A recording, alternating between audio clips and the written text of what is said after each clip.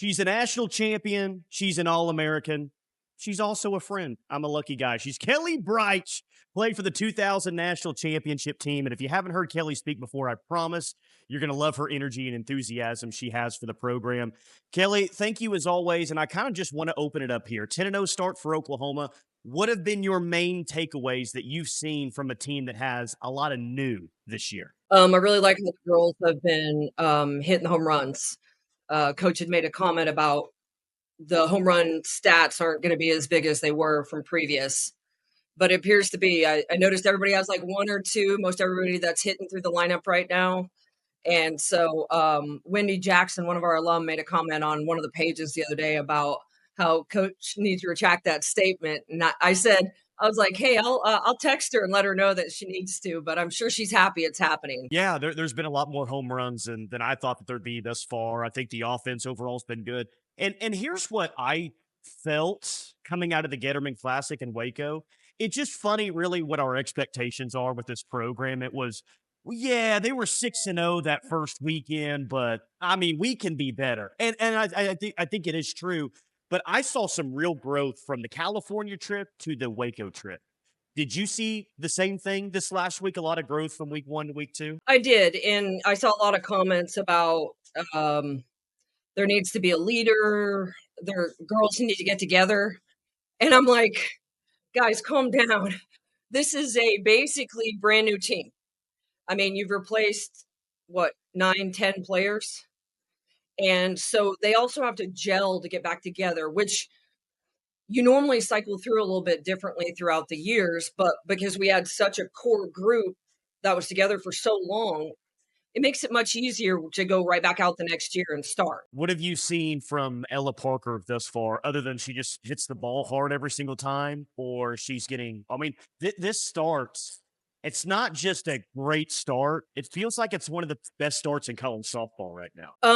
I would say it's a very good start. I think, like Coach will tell you, there's a lot of things to do, but man, Ella's picked up right where she left off last year, which I love because you always have that sophomore slump sometimes that people really worry about. But she seems to be doing just fine. And Pickering's following her. And then some of our newbies are really stepping it up. Yeah, and I kind of wanted to get to just that, the newbies, like Syd Barker. Can you tell people, and maybe you have a little bit of a different perspective, but I think it's one thing to come in as a true freshman and you're good defensively, right? Or you come in your freshman year and you're doing some things, on the base pass. But how difficult is it at this level? And I know that OU hasn't faced its best competition yet, but they still face some good teams. San Diego State's a good team. I think Baylor's a pretty solid team. How difficult is it really to produce offensively the way she's producing as a true freshman this early in the year? I mean, you got JT, which is, the brainiac of hitting right now. And so I think she's just listening to him and the transition of everything coming in is doing really well for her. I know the competition before college is so high level right now that it's a good prep to move into. So I think she's just rolling with what she was doing previously. JT's probably tweaking here and there for the up level of pitching. And she's she's doing great and all the other ones are doing great. I'm really impressed by, we had a little bit of a pitcher's duel against Long Beach State. I don't want to take anything away from the pitchers because their pitcher was rocking and so was ours. And so San Diego State was a little bit of hiccup first weekend, but you can't take anything away from San Diego State because they beat some really good teams right now and they are ranked. And I think just all of it together is it's a good learning thing for sure. Well, look, I felt good about what they did in Waco. I think a lot of people felt good about what they did in Waco. That looked like a very good softball team. Now, I don't think that that's the best version of Oklahoma. It's not the best version of Oklahoma. And I hope that they get to that level at some point. But I think at least right now, and I say dangerous, but you could have this thought of, it was a new team, but look what they looked like against Baylor last weekend. That's it. We're going to roll into another national championship. We're going to win all these games in a row. What they did in 4 games, like, it's not that easy. It's just not. So what's the step now? Because they've had a nice start, the better competition down the road. Like, what's the next goal? What's the next step for this team to just continue to improve and not buy into everyone thinking, yeah, they got it. They're good again this year. It's fine. They just really got to get some more games under the belt and get the natural gel sequence going. And a lot of that is, I know with coach right now too, we don't have, Deals are probably number one pitcher, but our rotation hasn't been set yet. And she's, the game of what I think Hofstra last week or Baylor, she was rotating pitchers about every 2 innings. She's trying to figure out what she wants to do in the number flow of pitchers. And then you've got all those pitchers matching with a brand new everybody. Like our captain, of course, didn't play last year. So she's got to get her understanding of her leadership role. Pickering and Parker are going to step it up because they played a lot last year. But it's just really games under their belt. And I mean, it would be hard to say like, oh yeah, they're fine. They're going to win 5. No problem. As a fan and a former player, I'm like, yeah, let's do it again. Why not? Obviously back-to-back's hard. Triple's hard. Quadruple was, I mean, like any other, start of something completely new. So it's definitely going to be a much more difficult season every year that you do that, it's more difficult. But now you have a whole new group of people. But we're, 3 weeks into the season. I say by the time that SEC, which I can say now, conference gets rolling, coach will have it all figured out. Everything will smooth. The girls have a lot of games under their belt, and they'll be just flowing and feeding off each other. You'll get your DH that hits against this team well, and then your other DH that hits against that team well. And everything will just start gelling, and it'll come together just fine because coach has done it that way for years. It seems to be working. So you mentioned the SEC in passing a few minutes ago, and it's kind of funny that you look up now and the sport is really kind of dominated by the Southeast. Like, to me, the SEC is the best conference, and Pac-12, which once ruled the sport, the West Coast, I mean, really doesn't exist anymore. It's folded into the Big Ten.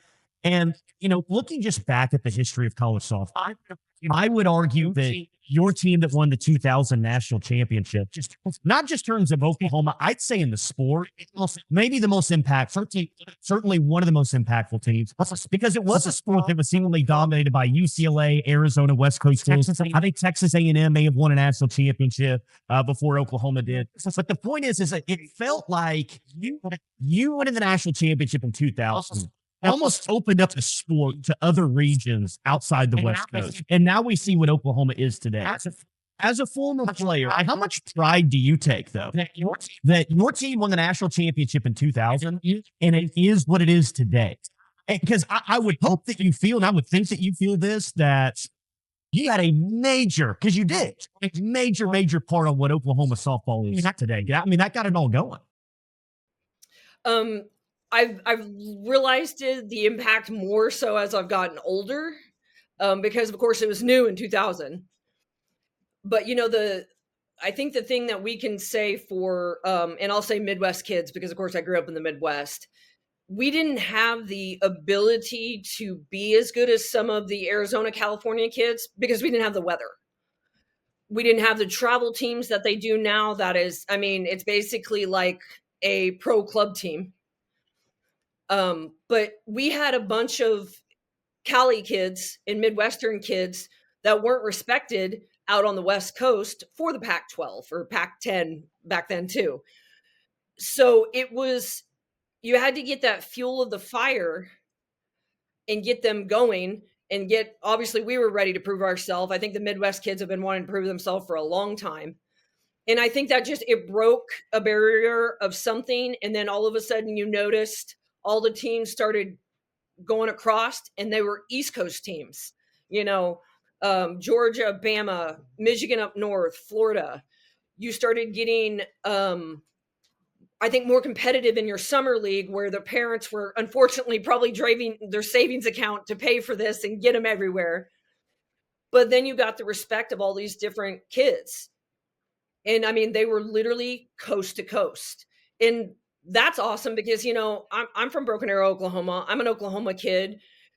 whether you go to OSU, TU, or OU and you're playing for in-state, you're representing yourself as a whole. And I think it's just great that, Deal's from North Carolina. I don't want to say she wouldn't have been recruited back then, even as an amazing pitcher she is, but she would have gotten less looks because we all did. It stopped about Arizona. And I mean, and we're not even talking about like Northern California. It was the warmer parts of California, Southern and Arizona that really got the respect. And it's wonderful because I can look and say, gosh, our group in any of our other, I mean, the Nebraska girls that were Midwest kids, obviously the Michigan kids, we got it going. And then it just kept leaching over to the East Coast. And I know the Walton going over to Florida, but being at OU, that pulls a bunch of kids that way. And, his hitting style is amazing. So I think that also helps. But it's just phenomenal to know that we were one of the ones that broke it open. And then a few years later, all of a sudden, the SEC starts growing. Pac-12 didn't die by any means, but they started slowly leveling off. And just with the change of the summer and how summer teams play in the prep for college, all of a sudden the SEC's got, I think, what everybody's ranked at one point, and that is glorious. Of course, Texas and OU helped by switching over to that. But it's that's one thing I am very proud of us on doing because no one thought we could. And like when I watched San Diego State this year, I mean, obviously we have an Olympian coaching. She understands what to do, but they almost are like, we've adjusted to the East Coast, and now the West Coast kids are having to step it up again. And it's nice to see the smaller D1 schools that we haven't seen a lot of picking it up. But hey, when you got Stacey Newman coaching you, she knows what to do. Well, I don't mean to butter you up too much here, but I do think it's the most impressive national championship. Honestly, maybe in any sport, but certainly softball that OU's ever won, because your team, you didn't have a map. You didn't have a roadmap in how to navigate the Women's College World Series. It was the first for, everyone, right? So, it could have been so easy, Kelli, to just make the Women's College World Series that year. And, you know what? If we will lose and don't win a game, it's fine. It's an incredible year. And people are excited about Oklahoma softball. We can talk about this for the rest of our life. So how did you, I guess, like the mindset going into that tournament of not just being satisfied to be there, but saying, forget that. Like, let's go win that thing. Because I just feel like it would have been easy just to be satisfied there. But that team wasn't. No, and I don't really remember everything Coach said to us, but it was, the generic of like, hey, we got here and everyone's surprised we got here because it's a first.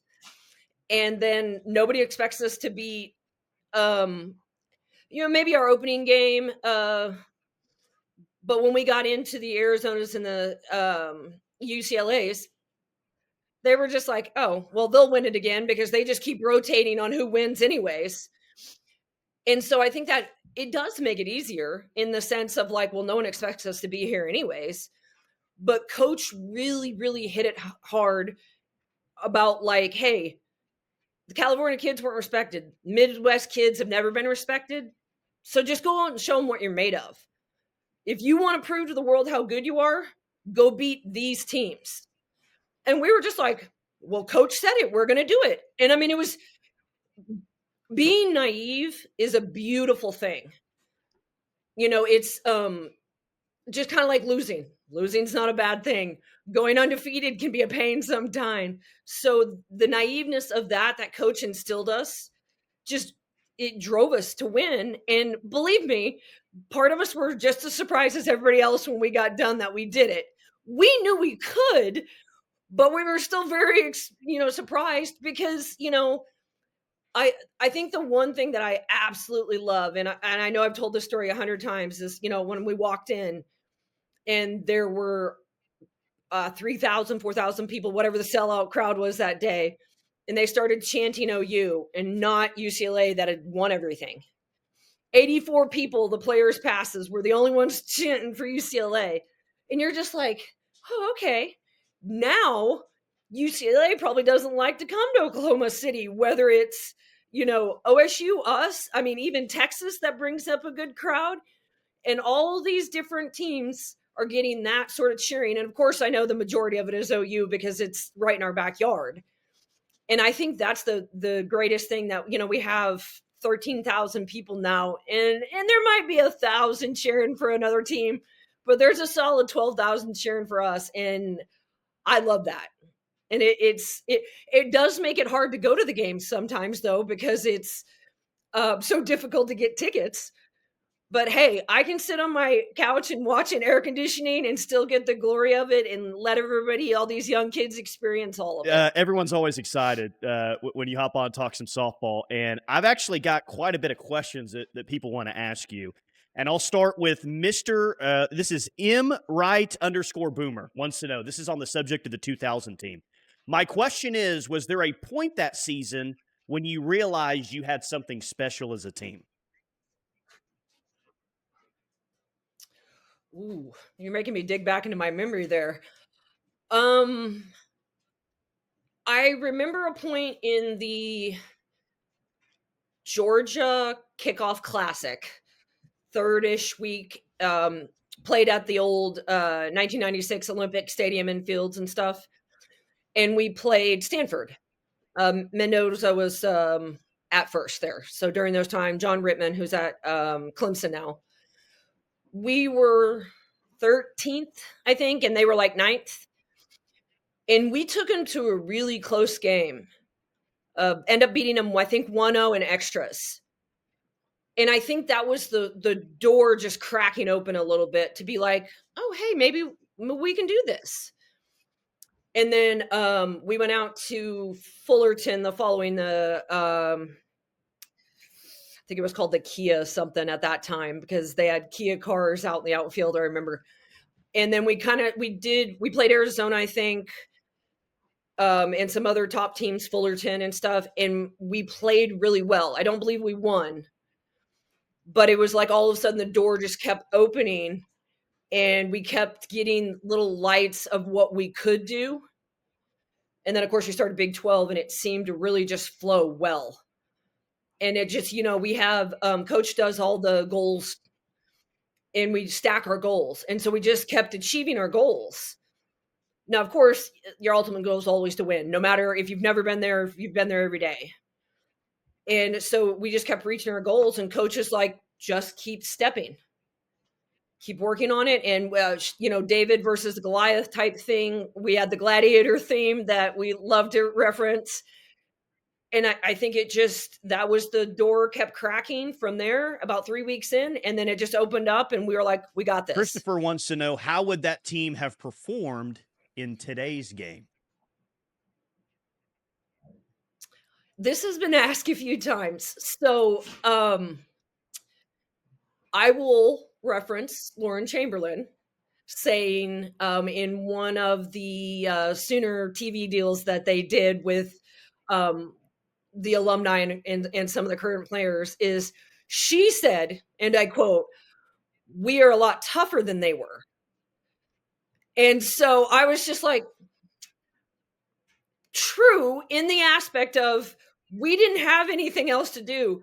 I think the one thing I'm jealous about is these kids' recovery routine is amazing. I mean, I watched the ESPN thing the other day of going through when the stadium was complete, and they have food, they have a quiet room, they have all this like just recovery things.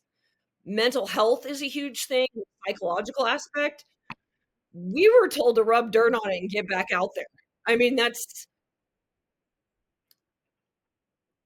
think what the junior year in the World Series, my junior year, 2002, when I broke my jaw. I wouldn't have had a choice to go back out on that field. They would have medically sat me. And believe me, Dr. Smith, who was our team doctor at that time, he told me, you got to figure out what's going on in your mouth before we take you back out there. I told him to pluck my 3 teeth that were hanging by nerves and to let me go back out there. because that's how I was raised. And so today's world, I would have been put under concussion protocol, and I doubt I would have played until the following season. And so they also have um, limited range to be as tough as we were. But I think if you would put us in their time frame now, especially with like batting technology, I mean they have an app for their bat. I was happy to have a bat. And we had a sponsored group, so we got our bats for free. But I think if you would put them in our world and us, we'd be equally as good for the time frame that we That's a lived in great way to during say that. it. Well done. You have been asked this a lot. You Thank you. have thought about this. Thank you. I have. And let me just tell you, I will say, and I quote, the girls that played at Reeves across the street, because I have played at Reeves, not in college, obviously. The ones that played in the 70s, 80s, and 90s that literally fought tooth and nail for all of us to have this, they're stronger than we are. I actually question sometimes if they would beat me even now, because they look, we do our alumni events. They look like that we could all go out and play. And they would probably be like, "Oh no, we played for Marita Hines. We're gonna I kill love you." that competitive spirit between kind of the different eras. I think that's great. Yeah. Robert wants to know: did you develop lifelong relationships and friendships with your teammates? Oh, absolutely. Not just teammates, coast to coast, other teams. Yeah, there's Heather Scaglione and I are she's one of my best friends, police officer for Anaheim. Obviously, now that I'm in New York, I've moved to New York, we're 3 time zones away, so we have to be cautious of when we text each other. But I can go out to California and I have what 6 or 7 players I can stay with. And then you even develop the relationships. Gina Oaks Garcia, who's at Fullerton, Jenny Topping. I mean, they're all coaching over there. Like you develop those relationships too, whether it's USA ball, Olympic ball, pro ball, and then you just as you grow and you look back and you reflect and stuff like that. Kat Osterman's one of my favorite ones to chat with and stuff like that. She does a lot of the announcing down in the Texas area for the different teams. And I'm always shooting her messages about stuff. And I mean, on the field, I don't want to say we hated each other. We were competitors. We wanted to beat each other. And I always do like to throw, she may have struck me out, but I did hit against her too. So no one, owned anybody. So there's no bitterness there. But yeah, I mean, you just develop friendships and with their families, Coach Walton's family, Lombardi's family, you learn them all. And then it's never ending. And I'm sure it's going to be like that until, the day we die or, and with social media and the things that are going that way, that has helped me branch out with the alumni that played before me. And so then you develop a whole new family Well, that you way. mentioned Kat Osterman, and it just reminded me. Just another reason why going to the Women's College World Series is so cool that, if you go to the Super Bowl, you're kind of confined based on, or really most sporting events, you're kind of confined based on how much you paid for your ticket, right? Like you don't just see noteworthy people just kind of walking through the stands like a normal person. But I'll be there and Kat Osterman's walking. I'm like, oh my gosh, that's Kat Osterman, the best player in Texas softball history. Or there's Bobby Bones. You just like, I don't know. It's just like so cool at the Women's College World Series where we're all equal at that place, right? And everyone's just kind of Yeah. walking amongst each other, which is really Yeah. fun. Last one here. JAC 315 says, ask Kelli who her top 3 to 5 players are of any of the 4-peat teams. So who comes to mind for you, greatest players of the 4-peat teams? Well, I think there's a tie for number 1. Brito and Coleman, because they're both probably most like me on the field. Jada, I love to tell Jada, I'm like, listen, your excitement and your energy, I got coach's mold broke with that, and then you broke my mold way open because coach didn't quite let me be as energetic and crazy as she is. I wanted to be that way, but coach is like, calm down, kid. And then Burrito's just fierceness. It really reminds me of, but where she's like, can have the fun and the excitement, and then she locks in. And so those two are definitely my 1, 2. And I mean, it just kind of depends, Jada bats lefty, you got Brito was a shortstop. And so neither one of them are number 8. I won't hold it against them. And then of course I love Riley Boone because she's an Oklahoma kid and local Tulsa Metro Owasso kid. And so always got to have my love for my local kids. Um, but man, after that, I just love them all so much. I mean, Hanson's great. I used to love to watch May pitch. Um, I guess that that's Allo those girl are was it's pretty just good. Now it's that I just think about it, I mean, she was okay. She definitely has the most beautiful swing I've ever seen. You can't and Jennings and the whole Jennings family. Good lord. I've never gotten so many hugs going to a softball game that I never played with their daughters. So, I mean, yeah, you have so many players. How can you not like love them all? And then, I think I see the benefit of how they get to interact with the kids in even after losses in hard games or whatever. Not that we've lost a ton lately, but the way they interact with the kids and they inspire them and stuff like that, and the things they do with their social media, like I love that because they reach out to them on so many facets. May did a lot in Storako with the mental health psychological side of it, and I think that's a beautiful thing with how to handle the pressure of today's world, because it's like being it's a celebrity. I've been around Allo and Hanson and those guys when they weren't playing and they get mobbed and that's difficult. you're the best. I mean, I just love setting you up, letting you take off. You talk about your team, current teams. Just thank you, thank you for being a friend. Thank you for what you did for Oklahoma softball. Everything else, you're just the best, and I hope you're enjoying New York. I am enjoying New York. I love doing this for you guys. So the seasons, I am still learning all the girls' names since we have so many newbies. Somebody on one of the pages post just the jersey numbers and the names the other day. Thank God I saved it because every once in a while I'm like, okay, I can sometimes identify the person, but then the number throws me. And so I'll get a little better with all the names and be able to pinpoint different people. And as we move on in our season, we'll probably get a little bit more set on who's playing.